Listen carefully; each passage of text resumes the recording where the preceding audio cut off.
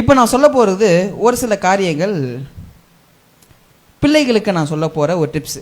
சரிங்களா? என்னென்னா, பெற்றோரை கனம் பண்ணுவாயாக அப்படின்னு சொல்லுதே தவிர கலாய்ப்பாயாகன்னு சொல்லலை. ஹானர் யுவர் பேரண்ட்ஸ் அப்படின்னு சொல்லுது தவிர ஹியூமர் யுவர் பேரண்ட்ஸ்ன்னு சொல்லலை. இல்லையா? என்ன சொல்ல வரேன் அப்படின்னு பார்த்தீங்கன்னா, இப்போ நான் அதிகமாக இந்த ரீல்ஸ் யூடியூப்ஸ்லாம் பார்க்கும்பொழுது அவங்களுடைய பெற்றோர்களை பேர் சொல்லி கூப்பிட்றதும் வாடி போடி வாடா போடா அப்படின்ற மாதிரி கூப்பிட்றத நான் பார்க்குறேன். இது பாருங்கள், இதை நான் இந்த இடத்துல சொல்கிறேன், காரணமாக தான் சொல்கிறேன். சரிங்களா? ஏன்னு கேட்கும்போது, இல்லைங்க நாங்கள் ரொம்ப ஃப்ரெண்ட்ஸாக பழகிறோம், நாங்கள் ரொம்ப உரிமையாக இருக்கிறோம், அதனால எங்கள் அப்பா பேரை எங்கள் அம்மா பேரை சொல்லுவேன். இதெல்லாம் கேள்விப்பட்டுக்கிறீங்களா? பார்த்துக்கிறீங்களா?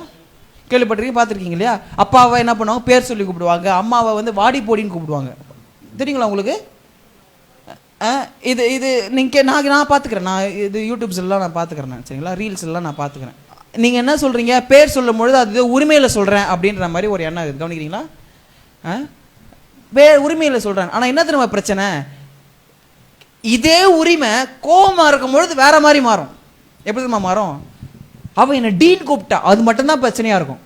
என்ன சண்டை ஏது சண்டை ஒன்றும் காதில் ஒழுக்காது. என் பொண்ணு என்னன்னு சொன்னா டீன்னு சொல்லிட்டா. ஆனால் வந்து சந்தோஷமாக இருக்கும் போது தான் டீ வந்துச்சு தானே? ஏமா உண்மைதானே? ஆனால் கோவமாக இருக்கும் போது வேற டி. என்ன டி? கோவண்டி. நான் சொல்றது விளக்குதுங்களா? ஆனால் அந்த அதனுடைய பெண்ணோ அந்த ஆணுடைய கண்ணோட்டத்தில் நான் எப்பயும் போல பேசுன மாதிரி தான் நான் பேசினேன். நான் கோவமாக பேசினேன், அவ்வளோதான். நான் எப்பயும் போல பேசுன மாதிரி தான் நான் பேசினேன். ஆனால் அவங்களுக்கு சேரும் போது எப்படி போய் சேரும்? மரியாதை எல்லாம் பேசுகிறா பாரு என்ன. அதனால தான் நான் சொல்கிறேன், முடிஞ்ச வரைக்கும் தான் சொல்கிறேன், திரும்ப ஒன்று சொல்கிறேன், நீங்கள் அந்த வார்த்தைகளை நீங்கள் குறைக்க முயற்சி பண்ணுங்க. அதே சமயத்தில் இந்த டீனேஜர் பசங்களுக்கெல்லாம், வாலி பிள்ளைங்களுக்கு வந்து அப்பா அம்மா சொல்கிற அட்வைஸ்லாம் பிடிக்காது. அப்பா அம்மாவை பார்த்தா கோவம் வரும். பசங்க வெளில போய் சொல்லுவாங்க, மச்சான் என் அப்பா தாண்டா பெரிய பிரச்சனையாகிறாரு. உங்களுக்கு சொல்லட்டுங்களா, சில சமயம் நீங்களே எங்களுக்கு பிரச்சனையாக தான் இருக்கிறீங்க, ஆனால் என்ன பண்ணுறது, அன்பாக நாங்கள் அரவணைக்கிறோம். உண்மையா இல்லையா? ஸோ அதே மாதிரி சின்ன பசங்களுக்கு இது நான் பெரியவங்களுக்கு சொல்கிற ஒரு அறிவுரை, சின்ன பசங்களுக்கு ரிப்பீட் பண்ணால் பிடிக்காது. ஒரு விஷயத்தை திரும்ப திரும்ப சொன்னால் பிடிக்காது.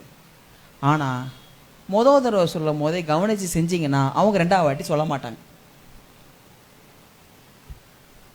ஓகே, அப்போ நம்ம ரொம்ப மையப்படுத்த வேண்டியது என்ன அப்படின்னு கேட்டிங்கன்னா, நம்ம பிள்ளைங்க நல்லா ஒழுக்கமாக வளரணும், சரியாக வளரணும் அப்படின்னா எப்படின்னு கேட்டிங்கன்னா,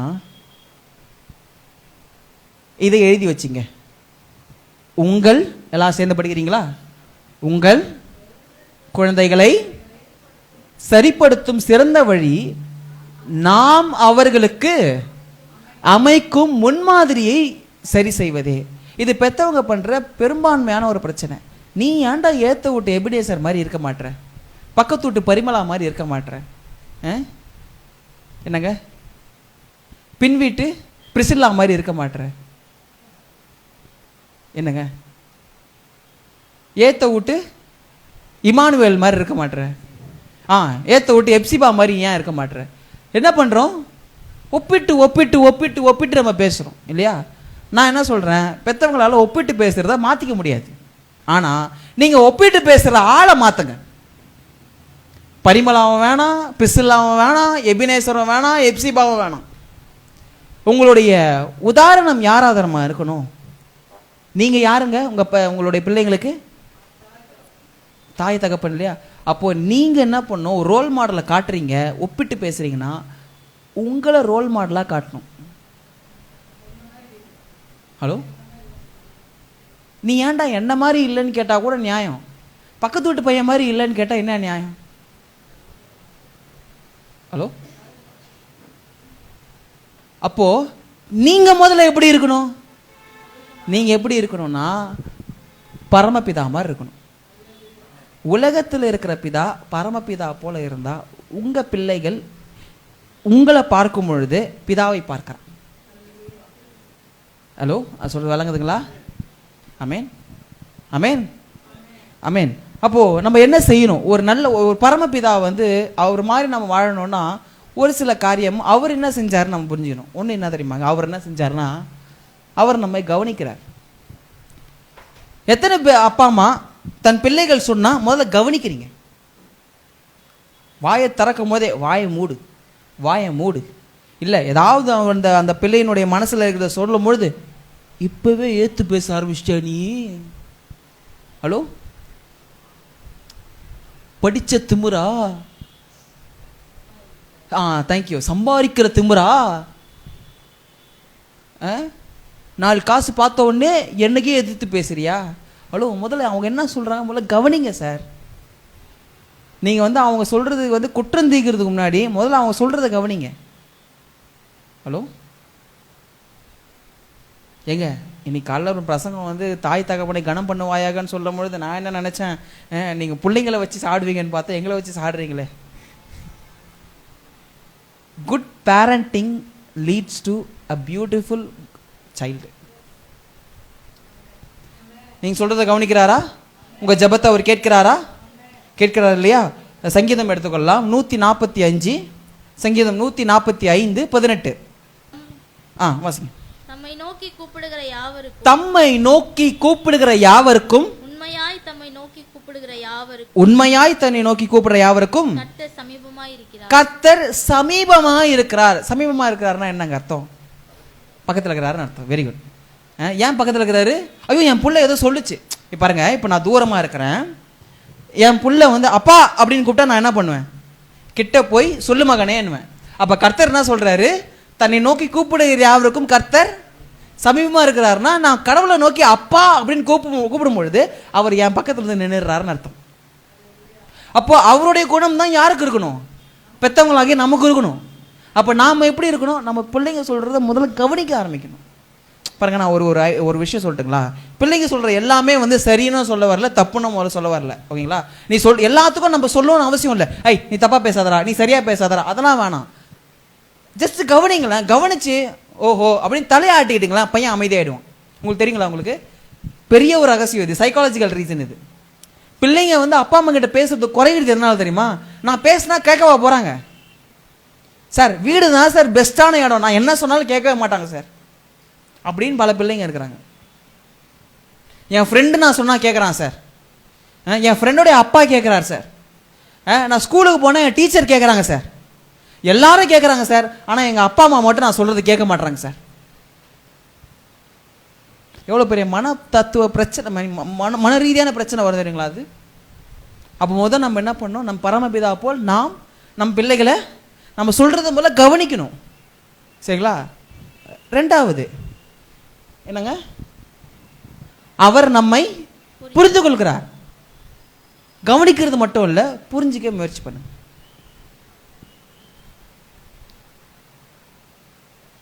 இப்படி சொல்றேன், குழந்தையா இருக்கும் பொழுது வாய் பேச வரல இல்லையா? பேச வராத போது குழந்தை எப்படிங்க பேசும்? சும்மா பேசி காட்டுங்களேன், அந்த மழலை மொழி பேசி காட்டுங்க. இல்லை சத்தமா சொல்லுங்க. வெரி குட் ஐயா, பேசுங்க. அவர் 2 வார்த்தை மழலை மொழி பேசுங்க ஐயா. வரலையா? இல்லையா?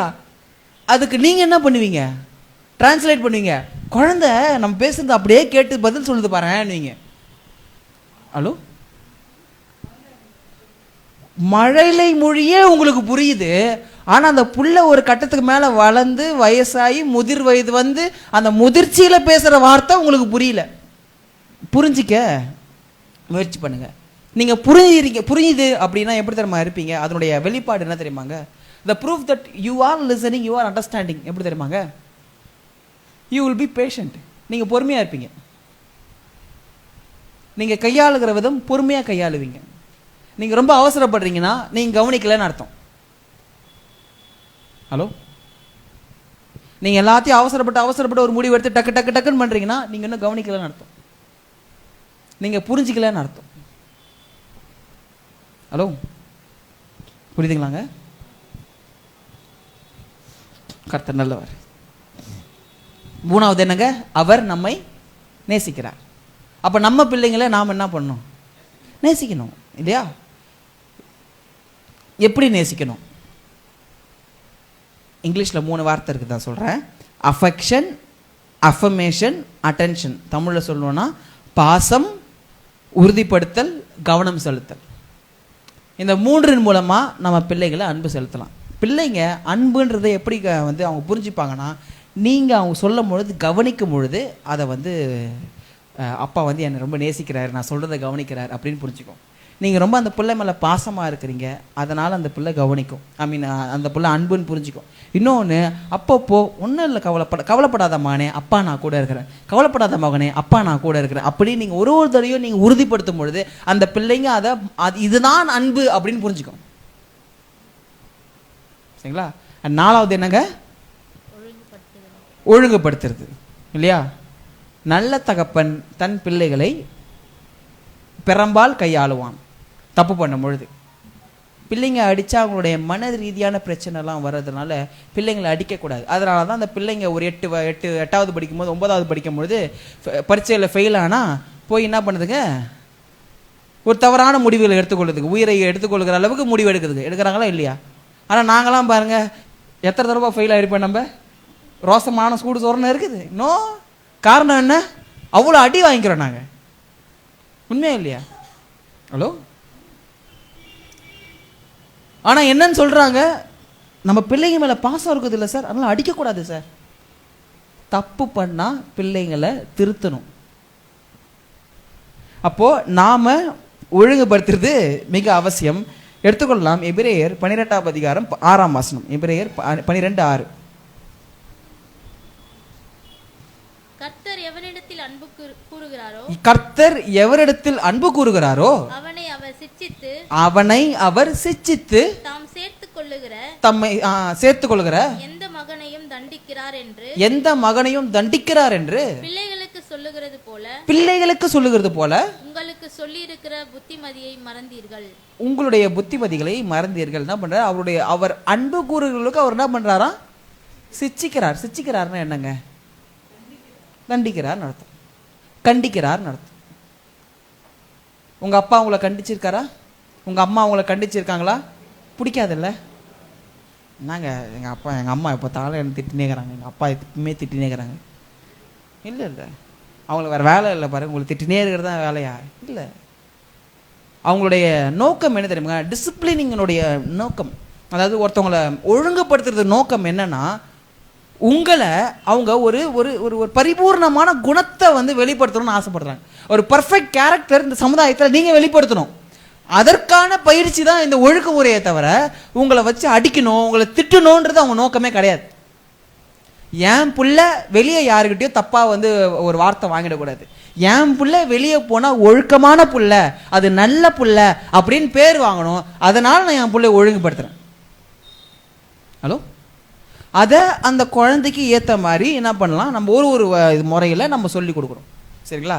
பாருங்க, சின்ன பிள்ளைங்களை நம்ம அடிக்கலாம், ஆனால் வளர்ந்த பிள்ளைங்களை அடிக்க முடியாது. உண்மையா இல்லையா? இப்போலாம் அடித்தா திருப்பி அடிக்கிறாங்க. ஸோ அதனால் என்ன பண்ண முடியும், நம்மளால் அடிக்க முடியாது. அதனால் என்ன பண்ண சொல்கிறேன், நீங்கள் என்ன பண்ணுங்கள், அது சிறு பிள்ளையிலே நீங்கள் என்ன பண்ணுங்கள், அடித்து வளருங்கன்னு சொல்ல வரல, சிறு பிள்ளையிலே ஒழுக்கமாக வளருங்கன்னு சொல்கிறேன். ஏன்னா நம்ம பெற்றவங்க இப்போ பிள்ளைங்களுக்கு என்ன சொல்கிறாங்க, இங்கே பாரு இந்த டிஃபன் பாக்ஸில் ஆப்பிள் வச்சுக்கிறேன், ஒரு ஆப்பிள் முழுசாக அழகாக கட் பண்ணி நான் வந்து 12 பீஸாக போட்டுக்கிறேன், 12 பீஸையும் நீ சாப்பிட்ற, எவனுக்கும் கொடுத்துலாம் சாப்பிடக்கூடாது, ஷேரிங்ன்ற விஷயமே இருக்கக்கூடாது, மொத்த ஆப்பிள் நீ தான் காலி பண்ணுற.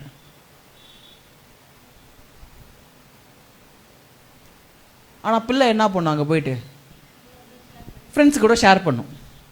வீட்டில் வந்து என்ன சொல்லும்,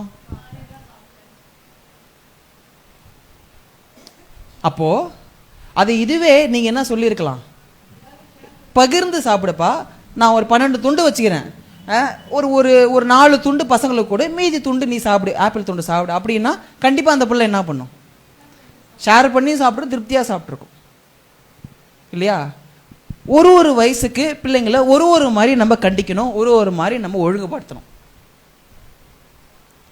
நம்மளே என்ன பண்ணிடுறோம், பிள்ளைங்களுக்கு தவறான ஒரு விஷயத்தை சொல்லி கொடுக்காம நம்ம சொல்லி கொடுக்குறோம். எப்படி தெரியுமா, எல்லாத்தையும் நீ மட்டும் சாப்பிடுன்னு சொல்லும்போது அந்த பிள்ளை என்ன பண்ணுது, அங்கே அந்த கட்டளையை மீறுது, வீட்டுக்கு வந்து பொய் சொல்லுது, 2 தப்பு பண்ணுது இல்லையா? அப்போ நாமளே என்ன பண்ணுறோம், மறைமுகமாக அந்த பிள்ளை தப்பு பண்ணுறதுக்கு நம்ம தூண்டுதலாக இருக்கிறோம். அப்போ நம்ம என்ன பண்ணணும், ஒழுங்குபடுத்தும் போது நான் ரொம்ப கவனமாக ஒழுங்குபடுத்தணும். சரிங்களா? பேரண்டிங் இஸ் அ டஃப் ஜாப்புங்க. நான் திரும்பவும் சொல்கிறேன். நான் ஏன் வந்து தாய் தகப்பனை கனம் பண்ணுங்கள்ன்ற பிரசங்கத்தை எடுத்துகிட்டு நான் வந்து பெற்றவங்க வந்து எப்படி பிள்ளைங்களை வளர்க்கணும்னு நான் போய் பேசின்னு இருக்கிறேன்னா, இந்த காலத்தில் ஒரு பிள்ளையை வளர்க்குறதுன்றது சாதாரண விஷயமே கிடையாது. ஏன்னா 30 வருஷத்துக்கு முன்னாடி சொல்லுவாங்க, நாங்கள்லாம் அந்த காலத்தில் தம்பி இந்த மாதிரிலாம் கம்ப்யூட்டர்லாம் இல்லைப்பா, ஃபோனு கேம்லாம் இல்லை, நாங்கள்லாம் ஜாலியாக ஆற்று மேட்லேயும் இது குளத்து மேட்லேயும் நாங்கள் ஓடி ஆடி விளையாடிக்கிட்டு நீச்சல் அடிச்சுக்கிட்டு ஓடிக்கின்னு அந்த மாதிரிலாம் இருந்தோம். நீங்கள் அப்போ தலை கம்ப்யூட்டரில் உட்காந்துங்க, செல்ஃபோனில் உட்காந்து இருக்கிறீங்க, நான் தம்பின்னு பேசுவாங்க. ஆனால் சொல்லட்டுங்களா, மொத்த உலகமும் கம்ப்யூட்டருக்குள்ளே இருக்குது. அதனால தான் பிள்ளைங்க அங்கே உட்காந்துக்கிறாங்க. 30 வருஷத்துக்கு இருந்த மாதிரி இந்த இப்போ இருக்கக்கூடிய தலைமுறையில் உங்களுக்கு வந்து அதிகமான உங்களுக்கு டிஸ்ட்ராக்ஷன்ஸ் நிறைய இருக்குது. பிள்ளைங்க அப்படி மிஸ் பண்ணா டக்குன்னு வழிவேலைக்கு போயிடுவாங்க. ஹலோ, நீங்க பேரண்டல் லாக் போட்டு கொடுப்பீங்க, ஆனா பையனுக்கு பேரண்டல் லாக் எப்படி எடுக்கணும்னு அவனுக்கு தெரியும். ஹலோ, நீங்கள் வந்து அழகாக லாக் பண்ணி கொடுப்பீங்க, ஆனால் வந்து மேலேயும் கீழேயும் வரக்கூடிய அட்வர்டைஸ்மெண்ட்டில் தவறான அட்வர்டைஸ்மெண்ட் வரும். வழி விலகி போகிற நிறைய வழிகள் இருக்குது. பசங்க இந்த காலத்தில் பிள்ளைங்களை வளர்க்குறது ரொம்ப கஷ்டமான விஷயம். ஆனால் அதன் மத்தியிலும் நாம் பிள்ளைங்களை ஒழுக்கமாக வளர்க்குறதுல நம்ம போராடுறோம் பாருங்கள். அந்த போராட்டத்துக்கான பிரசங்கம் தான் இந்த பிரசங்கம். சரிங்களா? அப்போது நாம் ஒரு நல்ல அப்பா அம்மாவாக நம்ம ஒழுக்கமாக நம்ம இந்த 4 குணங்களை நம்ம பிள்ளைகளுக்கு வெளிப்படுத்தணும். சரிங்களா? என்னதுங்க? நம்ம பிள்ளைங்க சொல்கிறத கவனிக்கணும், கவனித்து புரிஞ்சிக்க முயற்சி பண்ணணும், நேசிக்கணும், ஒழுங்குபடுத்தணும். சரிங்களா? என்னோட கூட சேர்ந்து சொல்கிறீங்களா? நான் என் பிள்ளைகளை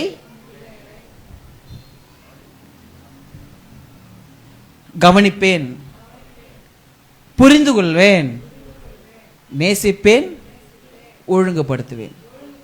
ஆமேன், ஆமேன். கர்த்தர் உங்களை ஆசீர்வதிப்பார். இன்னும் ஒரு சில காரியங்கள் சொல்லணும்னு ரொம்ப ஆர்வமாக இருக்கிறேன். ஆனால் என் எதிரியாகிய நேரம் வந்து கிட்ட நெருங்கி விட்டான் என்ற காரணத்தினால் நான் இப்போயோ இதோடு முடிக்கிறேன் நான். சரிங்களா? ஸோ கர்த்தர் உங்களை ஆசீர்வதிப்பாராக. இன்றைக்கி பேசின காரியங்களை நீங்கள் கொஞ்சம் வீட்டில் போய் தியானிங்க, திரும்பவும் யோசிங்க. சரிங்களா? நான் பிள்ளைகளுக்கு நான் பெற்றோருக்கான ஒரு ஒரு ஒரு ஒரு ஒரு காரியம் என்னென்னா, பிள்ளைங்க செய்ய வேண்டிய காரியம் என்னென்ன சொன்னேன் முன்னாடி?